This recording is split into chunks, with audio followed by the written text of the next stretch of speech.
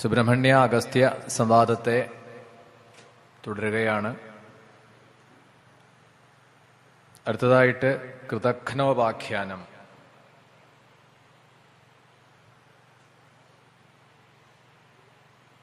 ഇപ്പൊ ദുഷ്കർമ്മങ്ങളെ ചെയ്യുന്നവർ, ക്രൂരകർമ്മങ്ങൾ ചെയ്യുന്നവർ, ഷഠനായിട്ടുള്ളവർ, ആർജവം ഇല്ലാത്തവർ,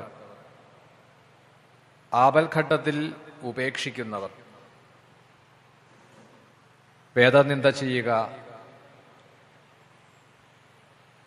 സമയനിഷ്ഠ പാലിക്കാത്തവർ, പ്രജ്ഞയില്ലാത്തവർ, പാപബുദ്ധിയോടുകൂടിയിട്ട് പെരുമാറുന്നവർ, മിത്രദ്രോഹി, എപ്പോഴും മറ്റുള്ളവരുടെ ധനത്തെ ആഗ്രഹിക്കുന്നവർ, എപ്പോഴും ദേഷ്യത്തോടുകൂടി വളരെ പെട്ടെന്ന് ദേഷ്യപ്പെടുന്നതായ പ്രകൃതം, അല്പരസം എന്നാണ്, ചെറിയ കാര്യങ്ങൾക്ക് പോലും പെട്ടെന്ന് അനിഷ്ടം പ്രകടിപ്പിക്കുക, അല്പരസം ആയിട്ടുള്ളവർ, നന്മ ചെയ്യുന്നവരെ പോലും ഉപേക്ഷിക്കുന്നവർ, ഇത്തരത്തിൽ ഉള്ള അനേകം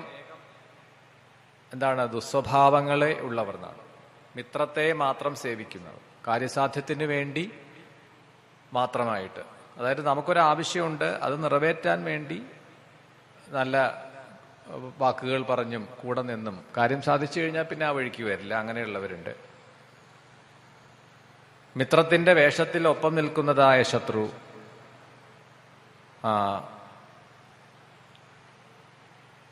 മിത്രദ്രോഹി, പ്രാണിഘാതകൻ, കൃതഘ്നൻ, ഇവരുമായിട്ടൊന്നും തന്നെ ഒരിക്കലും സൗഹൃദം ഉണ്ടാക്കരുത്, അവരുമായിട്ട് സഹവസിക്കരുത് എന്നാണ്. അതാണിവിടെ ദസ്യു സഹവാസത്തിന് ഉള്ള ദോഷങ്ങളെ കാണിക്കാൻ വേണ്ടിയിട്ട് പറഞ്ഞത്. ഇനി നമുക്ക് ആരുമായിട്ടാണ് സൗഹൃദം ഉണ്ടാവേണ്ടത്, ആരുമായിട്ടാണ് സഹവസിക്കേണ്ടത്, സൗഹൃദം സ്ഥാപിക്കേണ്ടവർ, ഒത്തുചേർന്ന് പ്രവർത്തിക്കാവുന്നവരാരാണ്? നല്ല സൗഹൃദങ്ങൾ, അതായത് കൃതജ്ഞന്മാർ, ലോഭം ഇല്ലാത്തവർ, അലോഭികളായിട്ടുള്ളവർ, സത്യസന്ധന്മാർ, എപ്പോഴും പ്രയത്നശീലരായിട്ടുള്ളവർ, അവരുമായിട്ട് സൗഹൃദം സ്ഥാപിക്കാം. വിശ്വസിക്കാൻ പറ്റുന്നവർ എന്നാണ്. നമുക്കൊരു കാര്യം വിശ്വസിച്ച് അവരോട് പറയാം, ഒരു സംഗതി വിശ്വസിച്ച് ഏൽപ്പിക്കാം. സൗഹൃദ ബുദ്ധിയുള്ളവരാണ്, പറഞ്ഞ കാര്യം അതിനെ അങ്ങനെ തന്നെ പാലിക്കുന്നവരാണ്, നമ്മൾ ഏൽപ്പിച്ച കാര്യത്തെ ഭംഗിയായി നിർവഹിക്കാൻ പ്രാപ്തി ഉള്ളവരാണ്. ഇതൊക്കെ ആണ് സൗഹൃദം സ്ഥാപിക്കാൻ വേണ്ടതായ യോഗ്യത. അങ്ങനെയുള്ളവരുമായിട്ട് സൗഹൃദം സ്ഥാപിക്കാം.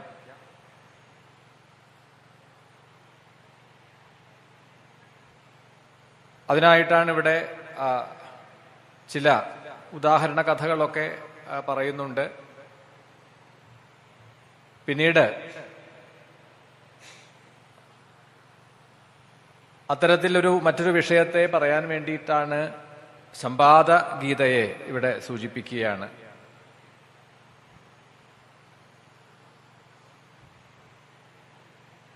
ഒരിക്കൽ ഒരു അച്ഛനും മകനും തമ്മിൽ നിന്നാണ്, മകനും അച്ഛനും തമ്മിലുള്ള സംഭാഷണമാണ് ഇവിടെ ഉദാഹരിക്കുന്നത്. സ്വാധ്യായ നിഷ്ഠനായിട്ടുള്ള ഒരുവനെ ഒരു പുത്രൻ, ആ പുത്രന്റെ പേര് മേധാവി എന്നാണ്. സാധാരണ ഈ നാമകരണമൊക്കെ ചെയ്യുമ്പോൾ ആ വാക്കിനൊരർത്ഥം ഉണ്ടാവും. നല്ല അർത്ഥത്തെ ദ്യോതിപ്പിക്കുന്ന പദങ്ങൾ നോക്കിയിട്ട് തെരഞ്ഞെടുത്തിട്ടാണ് നാമകരണമൊക്കെ ചെയ്യപ്പെടുക. അങ്ങനെ വേണം എന്ന് സ്മൃതികാരന്മാരൊക്കെ പറയാറുണ്ട് എന്നാണ്. ഇപ്പോൾ സ്മൃതിയിലൊക്കെ പെൺകുട്ടികൾക്ക് നാമകരണം ചെയ്യേണ്ടതിനെ പറ്റിയിട്ടുള്ള വ്യവസ്ഥകൾ പറയുമ്പോൾ ദീർഘാക്ഷരമുള്ള ഒരു നാമം പദം ആയിരിക്കണം. അതിൻ്റെ അർത്ഥം, നമ്മൾ ഏതൊരു വാക്ക് കേൾക്കുമ്പോഴും അതിൻ്റെ അർത്ഥം എന്ത്, നല്ല അർത്ഥത്തെ ദ്യോതിപ്പിക്കുന്നതായിരിക്കണം. എന്നാൽ ലളിതമായിരിക്കണം എന്നാണ് പദങ്ങൾ. കേമാണ് എന്ന് കരുതിയിട്ട് വലിയ വിളിക്കാൻ പറ്റാത്ത, ആർക്കും വിളിക്കാൻ പറ്റാത്തൊരു നാമമാണെങ്കിൽ അങ്ങനെ നാമകരണം ചെയ്താൽ ബുദ്ധിമുട്ടാണ്, അങ്ങനെ പാടില്ല എന്നൊക്കെ പറയും. അപ്പൊ ഇവിടെ ഇദ്ദേഹം തന്റെ മകന് മേധാവി എന്ന് നാമകരണം ചെയ്തു. സാധാരണ നമ്മൾ ഇത് പേര് ആയിട്ടല്ല അധികവും കേൾക്കുക. മേധാവി എന്ന് വെച്ച് കഴിഞ്ഞാൽ ഏതെങ്കിലും ഒരു കാര്യത്തിൽ ഏറ്റവും ഉയർന്ന തലത്തിൽ ഒരു സ്ഥാപനത്തിന്റെ ആണെങ്കിൽ അതിന്റെ ഉയർന്ന പദവിയിലിരിക്കുന്ന ആളെ അങ്ങനെ നമ്മൾ വിശേഷിപ്പിക്കാറുണ്ട്. പക്ഷെ ആ വാക്കിന് ശരിയായ അർത്ഥം മേധയോടുകൂടി, മേധാശക്തി, ബുദ്ധിശക്തി, നല്ല മേധയോട് കൂടിയിട്ടുള്ള ഒരുവനെയാണ് മേധാവി എന്ന് പറയുക. ഇനി ഈ മേധ എന്ന പദത്തിന് അർത്ഥം പറയുക ബഹുഗ്രന്ഥ സാമർഥ്യം എന്നാണ്. ഏതൊരു ഗ്രന്ഥത്തെയും വളരെ അനായാസമായിട്ട് അതിന് മനസ്സിലാക്കാൻ കഴിയുക, അത് അതിൻ്റെ ഉള്ളടക്കം എന്താണെന്ന് അറിയുകയും അത് സ്വയം മനസ്സിലാക്കുകയും മറ്റുള്ളവർക്ക് പറഞ്ഞു കൊടുക്കാനും ഉള്ള കഴിവുണ്ടാവണം ഒരു മേധാവിക്ക്. അപ്പോൾ അനേകം ഗ്രന്ഥങ്ങളെ അറിയാനും അങ്ങനെ അറിവ് നേടാനും സ്വാംശീകരിക്കാനും അതിനെ പകർന്നു കൊടുക്കാനും ഒക്കെയുള്ള കഴിവ് ഉള്ളവരെയാണ് മേധാവി എന്നിവിടെ വിശേഷിപ്പിക്കുക.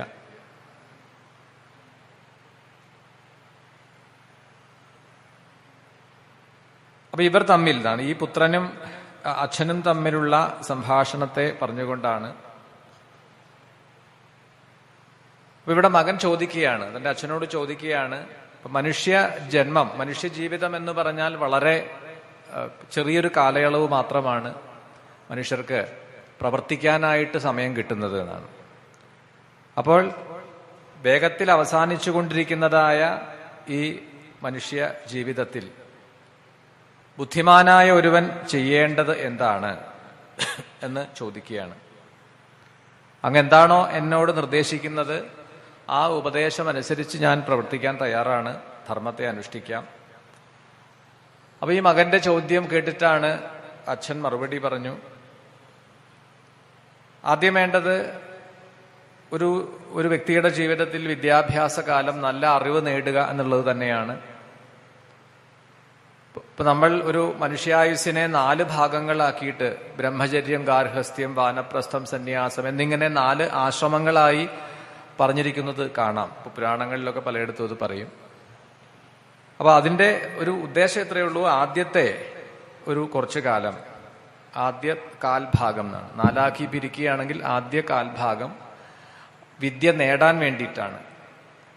പലപ്പോഴും അറിവുകൾ നമ്മൾ നേടുന്നത് അത് ഗ്രന്ഥങ്ങളിൽ നിന്നും ഗുരുമുഖത്തു നിന്നും ഒക്കെയാണ്. അതുകൊണ്ട് പൂർണ്ണതയാവുന്നില്ല. നമ്മൾ ഏതൊരു അറിവ് നേടിയാലും അതിന്റെ പ്രായോഗിക വശം എന്ന് പറയുന്ന മറ്റൊന്നുണ്ട്. ഇപ്പൊ ഭക്ഷണം ഉണ്ടാക്കാനായിട്ട് നമ്മൾക്ക് ഇന്നിപ്പോ ധാരാളം സോഷ്യൽ മീഡിയ ഉള്ള കാലമാണ്. നമുക്ക് ഇത് നോക്കിയാൽ കിട്ടും എങ്ങനെ ഉണ്ടാക്കേണ്ടത്, ആരോടും ചോദിക്കുകയൊന്നും വേണ്ട. അത് എങ്ങനെ ഉണ്ടാക്കിയത് എന്നുള്ളത് പിന്നെ അത് വേറൊരു കാര്യം. പക്ഷേ പലരും ഇങ്ങനെ ദിവസവും ഓരോന്നോരോന്ന് പുതിയത് അങ്ങനെ ചെയ്യാം, ഇങ്ങനെ ചെയ്യാം. അപ്പൊ ഇതിന്റെയൊക്കെ അറിവ് നമുക്ക് കിട്ടും. പക്ഷേ നമ്മളത് പ്രായോഗികമാക്കിയിട്ടൊന്നും നോക്കണ്ടേ? ഒരു ദിവസം പുതിയൊരു ഇതുണ്ടാക്കണം. അപ്പൊ അതിന് വേണ്ട സാധനങ്ങൾ എന്താണ്, ചേരുവകൾ എന്താണ്, അത് എന്തൊക്കെ ചെയ്യണം, ഇതൊക്കെ നമ്മൾ നേടിക്കൊണ്ടുവന്ന് അത്തരത്തിൽ തയ്യാറാക്കി നോക്കുമ്പോൾ മാത്രമേ ആ അറിവ് പൂർണ്ണമാവുന്നുള്ളൂ. നേരെ മറിച്ച് നമ്മൾ അതിൻ്റെ പ്രായോഗികമായ അല്ലെങ്കിൽ അതിൻ്റെ ഗ്രന്ഥത്തിൽ പറയുന്ന ചില വിഷയങ്ങൾ, ഇപ്പൊ നീന്താൻ പഠിക്കുക, പുസ്തകത്തിൽ നോക്കിയിട്ടോ അല്ലെങ്കിൽ ഓൺലൈൻ ക്ലാസ്സിൽ ചേർന്നിട്ട് നീന്താൻ പഠിക്കുക, എങ്ങനെ നീന്തണം എന്നുള്ളതിനെ കുറിച്ച് 1 മാസം ഒരു ട്യൂട്ടർ, ഒരാള് നമുക്ക് ട്രെയിനിങ് തന്നു. അതായത് അയാൾ ഉപദേശിച്ചു എന്നാണ്, വെള്ളത്തിൽ ഇറങ്ങിയിട്ട് എന്ത് ചെയ്യണം, അതുകൊണ്ട് നീന്താൻ പഠിക്കുമോ? അങ്ങനെ 1 മാസത്തെ ഓൺലൈൻ ക്ലാസ് കഴിഞ്ഞ് നമ്മളെ പുഴയിലേക്ക് ഇറക്കി വിട്ടാൽ എന്താവും? നീന്താൻ അറിയില്ല എങ്കിൽ, അവന് പ്രായോഗിക ബുദ്ധി ഇല്ലെങ്കിൽ അവന് വെള്ളത്തിൽ മുങ്ങിത്താഴും. അപ്പൊ 2ാമത്തെ ഘട്ടം എന്ന് പറയുന്നത് ജീവിതത്തിൽ പ്രായോഗിക അറിവുണ്ടാവണം, പ്രായോഗിക ബുദ്ധി. പഠിച്ച കാര്യങ്ങളെ പുസ്തകത്തിൽ നിന്നോ ഗുരുമുഖത്തു നിന്നോ അറിഞ്ഞ കാര്യങ്ങളെ അവനവന്റെ ജീവിതത്തിലൊന്ന് പകർത്തി നോക്കണം. അപ്പൊ ശരിക്ക് ഈ വിദ്യാഭ്യാസ കാലഘട്ടം കഴിഞ്ഞ് നമുക്ക് തന്നിട്ടുള്ള ഗാർഹസ്ഥ്യം എന്ന് പറയുന്നത് ശരിക്കും പറഞ്ഞാൽ അതാണ് ഈ ഒരു പ്രായോഗിക ജീവിതം, പ്രാക്ടിക്കൽ ക്ലാസ് എന്ന് വേണമെങ്കിൽ പറയാം. പഠിച്ചതും അല്ലാത്തതുമായ കുറെ സംഗതികളെ നമ്മൾ പ്രായോഗിക തലത്തിൽ കൊണ്ടുവരികയാണ്.